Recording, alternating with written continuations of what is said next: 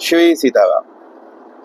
हर व्यक्ति के जीवन में वह एक स्थिति अवश्य आती है जब उसे यह पता लग जाता है कि यह जो शरीर है इसका कोई महत्व नहीं है।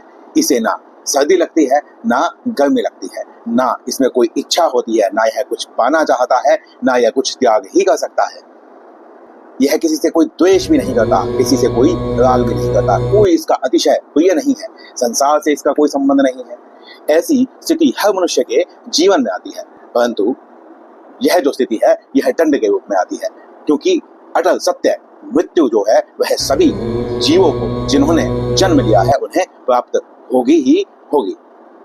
लेकिन क्या दंड के रूप में जो यह हमें मृत्यु प्राप्त हो रही है इससे हमें कोई लाभ है? ईश्वर के द्वारा हमें यह समझाया जा रहा है कि तुम्हारे सामने कितना भी प्रभावशाली कोई व्यक्ति हो वह भी इस स्थिति को पाता है, और कितने ही अभाव वाला व्यक्ति हो वह भी इस स्थिति को पाता है। तो यहाँ पर ऊंच नीच का जो भेद है, जो रंग भेद है, जो अमीर गरीब का भेद है, जो साधक और योगी का भेद है, यह कोई भेद है ही नहीं। यह सिर्फ इस जीवन के साथ है।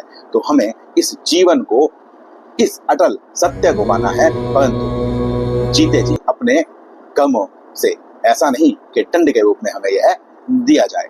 हमारी महानता तब ही होती है जब हम स्वयं से, अपनी इच्छा से कोई लोक कल्याण का कार्य करते हैं। हमसे कोई लोक कल्याण का कार्य अनजाने में हो जाए तो वह हमारी महानता नहीं हुई। इसीलिए इन उच्च मूल्यों को प्राप्त करने के लिए यह जो योगी की अवस्था है, यह जो योगी की स्थिति है, जहाँ पर निरअहंकार हुआ जाता है, जहाँ पर सभी संकल्पों का, सभी कामनाओं का त्याग कर दिया जाता है, यह जो स्थिति है इस स्थिति को हमें पाना है।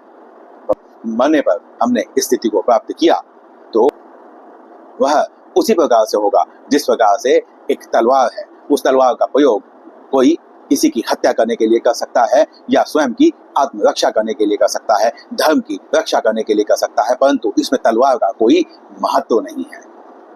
यह हमें समझना होगा। तो जानबूझकर व्यक्ति संकल्प से रहित होकर जो यह स्थिति है इसको प्राप्त करता है, उसी का महत्व है। अन्यथा यह जो दंड के रूप में स्थिति प्राप्त होती है, इस स्थिति में मनुष्य फिर से घूमता रहता है, जन्म लेता है, मृत्यु पाता है, जन्म लेता है, मृत्यु पाता है। भगवान इस अटल सत्य को समझा रहे हैं कि तुम्हारे जीवन का उद्देश्य है क्या।